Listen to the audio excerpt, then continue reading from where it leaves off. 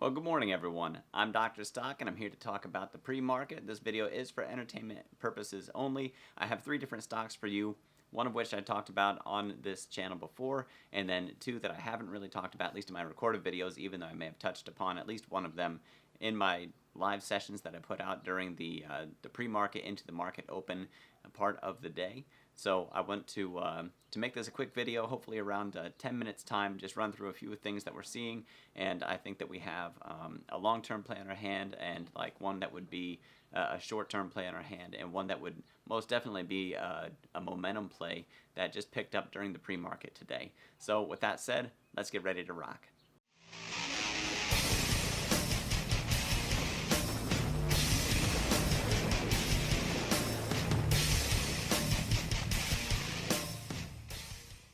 Welcome back. For those of you who are interested, down in the description is a link to my Patreon. I'm not going to go on long about it here, but I got my portfolios over there, my private Discord, weekly watch list, weekly newsletter, and it's been a great time, and I continue to look forward to those offerings with my live streams. For example, as they continue to be more and more successful, I plan on branching out into having an exclusive for my Patreons during those pre-market hours and talking about the stocks that are moving so that they can see those in real time and develop a plan on whether or not they want to buy into those stocks, not buy into those stocks, and maybe take advantage of the momentum plays that we have, some day trades that would be available, maybe swing trades long term. The sky's the limit, and really just having that ability to kind of discuss and bounce ideas off each other, I think it'll be a great time. Moving on from there, also down in the description is a link to WEBULL. You'll see that trading platform in my video today, and I really like the clean interface and how easy it is to put up the different indicators and do the different drawings. So really love it. If you sign up, deposit $100, you get 2 free stocks. I'll get 2 free stocks for the referral. Thank you very much ahead of time for any support that you show this channel. Hit the subscribe button if you like what you see here. Also hit the like button and help improve these videos to get up ranked so that more people see them, so they can bring more information to you guys and just increase the amount of support materials that I put out here for you on YouTube. And if you do join the Patreon, also over the Patreon. So thank you very much. Let's move on to the stocks. Alright, so the first one that I want to talk about is Torchlight Energy, and they filed for a $100 million common stock offering, and the importance there is that they've recently had a lot of upward price movement, that they've been skyrocketing as of late, and we'll see that when we get to the chart. In the pre-market, they are down about 9%, and anytime that there is a share dilution like this, then we tend to see that happening. And also, I don't know how much of an impact this bearish analysis that we have is for Torchlight Energy, but that could also be something that could cause temporary downward pressure. So depending on if you're a long-term investor who invests on the fundamentals of Torchlight, this could be one of those buying opportunities, an awesome time to dollar cost average. But you could also look at it and see, it might be elevated from here. It could be a day trade where you might expect, if the market bias is there, that we have good strength coming into the markets, that we would have a bullish day in the markets, that this could also elevate with that. However, if it's a sell-off kind of day in the markets, well, then we could have downward pressure. But I think it is one, especially with a share dilution like this, that could see a little bit of upside following. I think that it's one that we should take a look at. So we'll look at the chart on that right now. Alright, so right now we're looking at the 30-minute chart, and you can see this relatively low volume, and then all of a sudden this igniting volume that we have here, and then one more day of excellent volume, and then today I expect to be a lower volume day, but we'll see with this sort of sell-off that we have. With that share offering that they put out, we want to stay above this 200-period EMA that we have, and now that we've dropped below this 50-period simple moving average, in this case 50 30-minute periods, that could act as an area of resistance for us. So we might see a drop down to wherever the moving average ends up down here, down for support, and that could be an indicator for us. Right now we're sitting almost across these bottoms that we have here at around that $5.25. So this could be something that could turn into a play where there could be a short side to it if you expect it to drop further, or you could go long on this one expecting the price to recover from the pre-market, from that idea of the share dilution. So we might see a bigger drop at the open, especially if there's extra additional outside market pressure to force this thing downward. We could see a little bit of momentum return again, depending on what we see from the bigger markets. We could see some of that momentum return, or we could see it push down. We'll really just have to pay attention to what's happening in the market overall to tell. Let's move on to the next stock.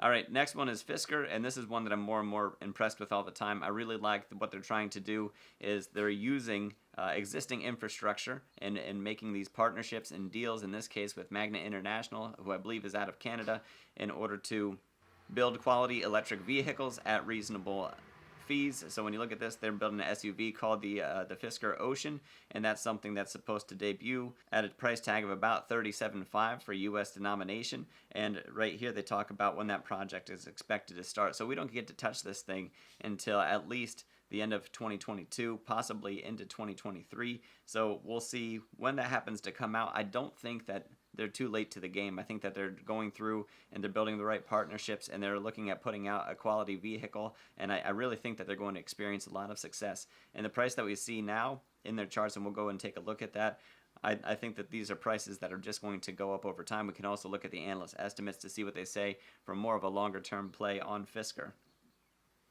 Alright, so here we're looking at the daily chart for Fisker, and you can see if you follow right along here, even if you just look at the 200 EMA, yeah, we're trading above it, but it's pretty good at showing the overall trend that we have, and it's still a positive slope. We have it moving in a bullish way, so we had a couple sell-off periods where we bottomed out sometime around the election, and then after finding out that Biden won and knowing about his plans to support green energy and EVs, we had a rip up in price, and then it settled for a while, and then we got into March and the price exploded again, and then we had the sell-off with pretty much everything EV and high growth, and Fisker was not immune to that. And right now the interesting thing that we have is that the 50-day simple moving average is actually moving back up, or actually running parallel right now, but it should cross back up if the price action continues. So assuming that we still have a lot of strength moving along with the EV plays, we might see this thing turn around and get that golden cross that we're looking for that's going to propel this forward. Let's look at the analyst estimates.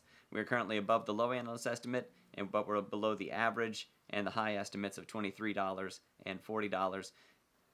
And there are 10 analysts covering this, and then out of those 10 we have 6 that are buy or strong buy, and then we have 3 that say to hold it and 1 that thinks that it's going to underperform. So we'll see how these stocks play off over time. This could be one of those cases where we're in early on Fisker, and as they continue to get closer to those production numbers and stuff, we should see more catalysts. Let's look intraday quickly. So here's just a quick look at the 30-minute chart, and you get to see a double bottom right here around the 1659 mark. And then yesterday was a pretty decent day for Fisker overall, and then more pre-market action that we have over here, although it is relatively low volume. And last time I looked at the futures were down, and that could be part of the inflation news that we got and the idea that we could get rate hikes earlier than expected, which are still pretty far off for us. But for growth plays in the EV space, this is something that is still going to be sensitive to the news. So we'll have to watch that. But for me, for Fisker, it would be a fundamentally bullish move in order to invest at these current levels, and it's something that I think would pay off over time as we move into the next year, into 2 years for Fisker, and as we hear about more of their hitting their goals that they have and establishing greater partnerships and watching that progress play out into their production and really hitting production targets and numbers, and then we'll know more about it as it goes on.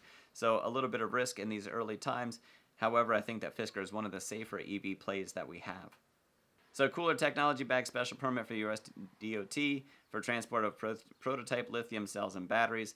So they got authorization to take their technologies for the lithium batteries, which because of the heat problems, expansion problems, and the possibility of them catching fire, that these lithium-ion batteries in bulk couldn't go on aircrafts, and now they got a special permit from the US DOT authorizing them to do that, and that's huge for them because then they can have these prototypes shipped faster, which means faster studies and testings, and it just kind of smooths out one of those wrinkles of slow transport for lithium-ion batteries, and now they can be transported much quicker, which means that we could have faster innovation. So this could drive demand for KULR's technology.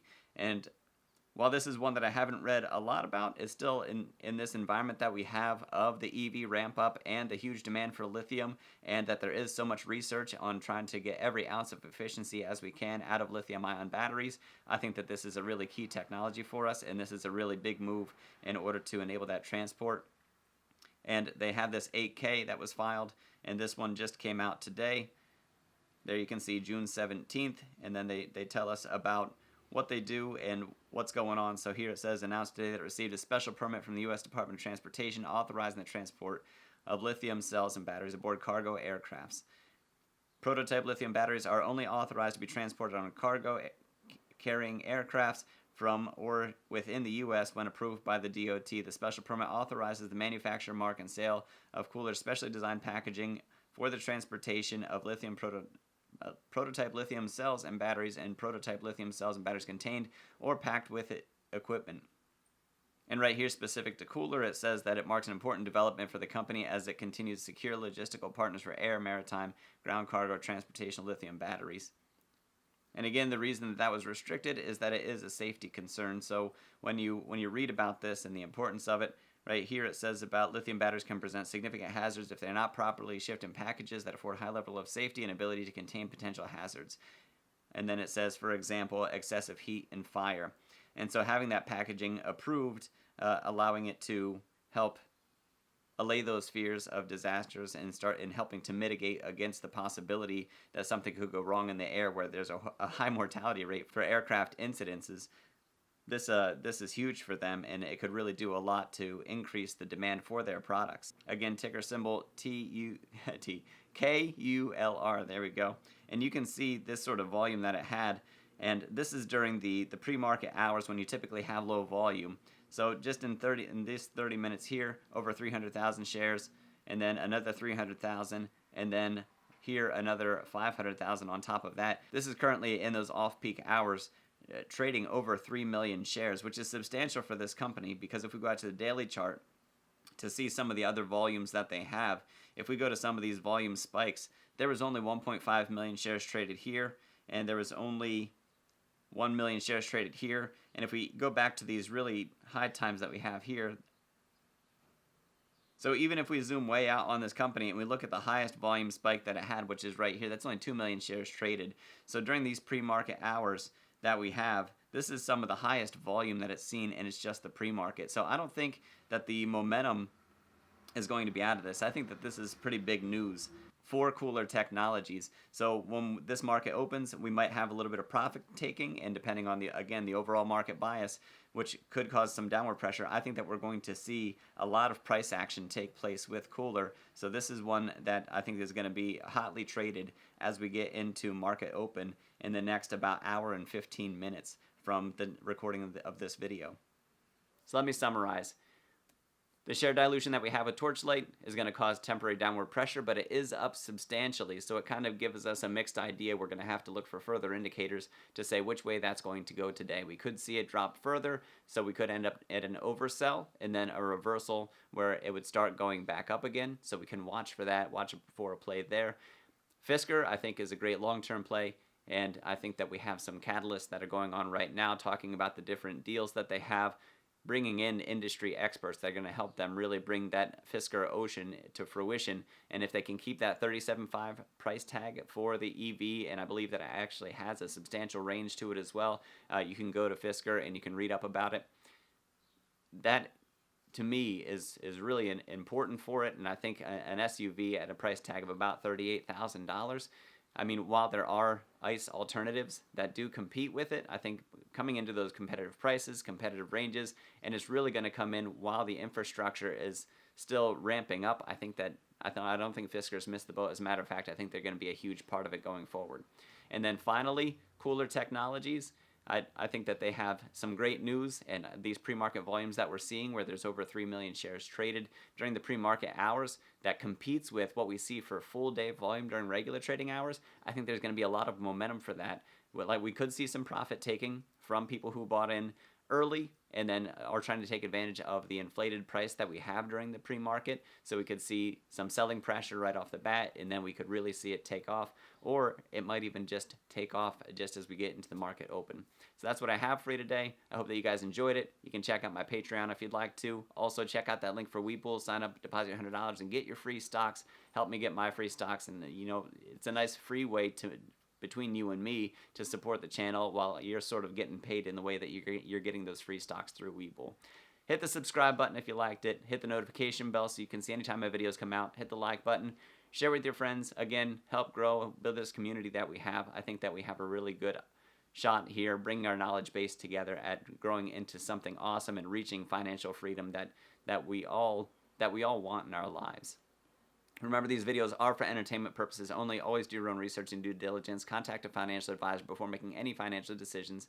I'm Dr. Stock. Thanks for rocking with me. Now go get that money.